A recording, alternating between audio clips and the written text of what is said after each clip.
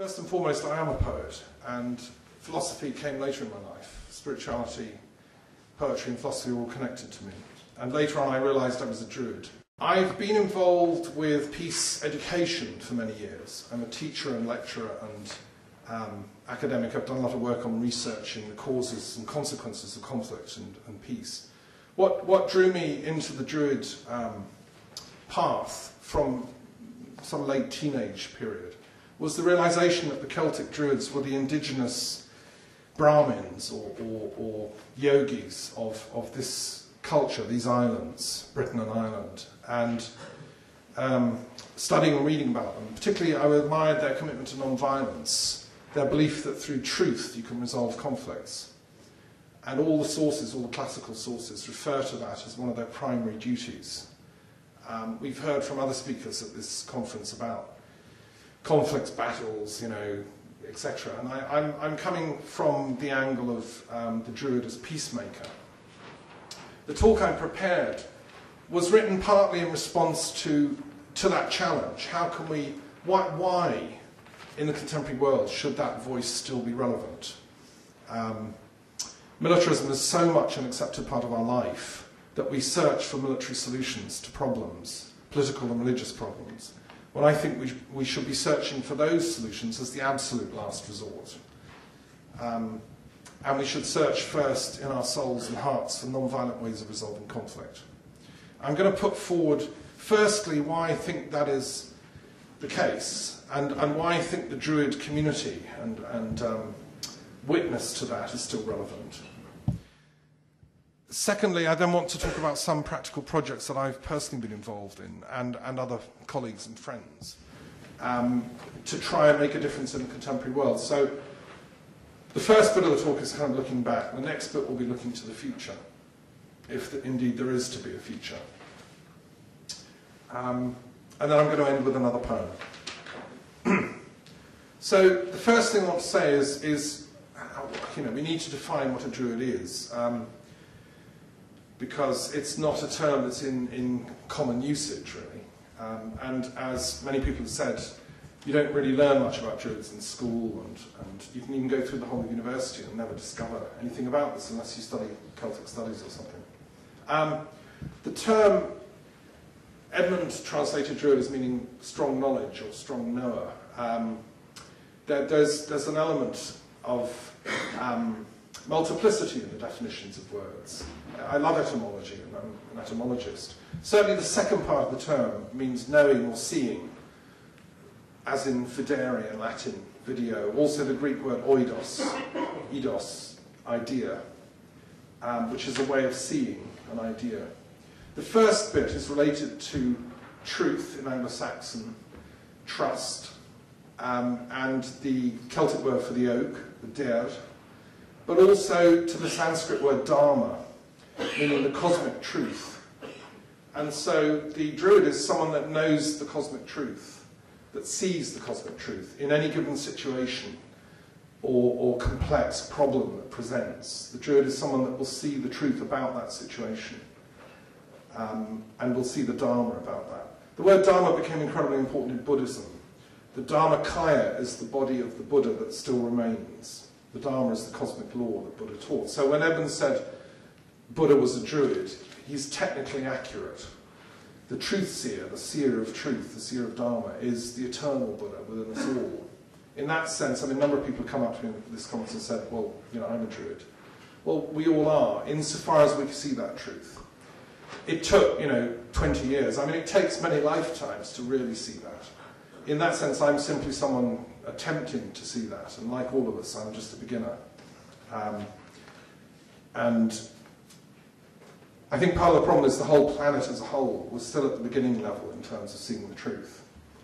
I worked quite a lot with the Gandhi Foundation. For 3 years I was their education officer. I admire Gandhi's work.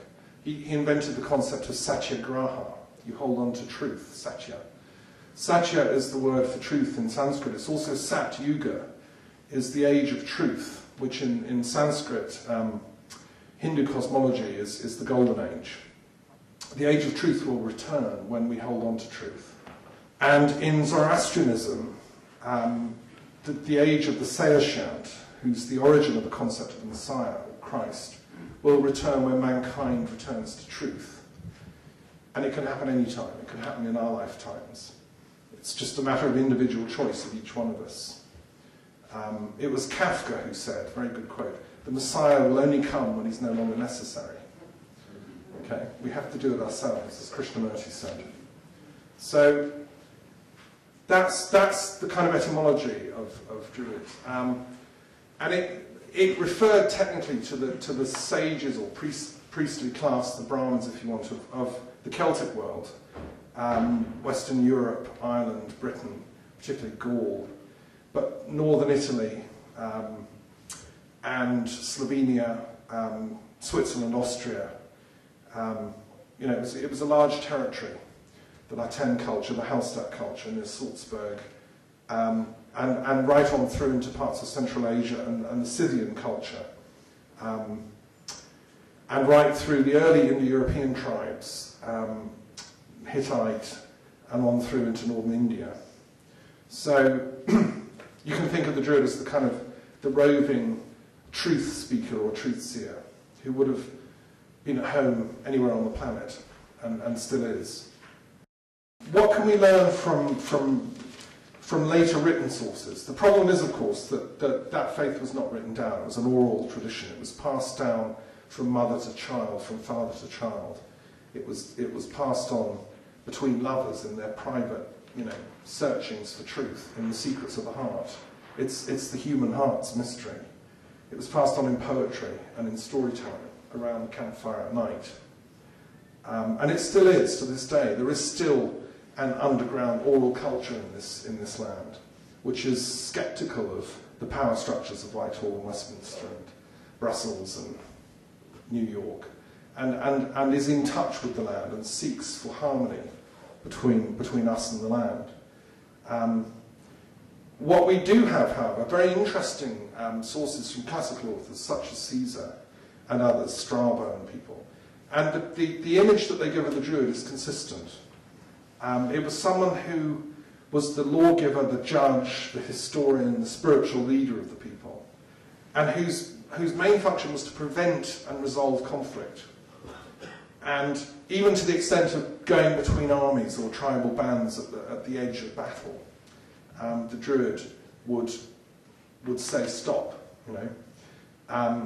They seldom, if ever, did actual fighting themselves. That was not their job. If, as a last resort, and there'd been a terrible wrong or crime committed, and someone was sheltering the criminals or something, and war was necessary, and the Druids sanctioned it after much soul-searching and prayer, they would be the intelligence officers directing the fighting if it was needed as last resort,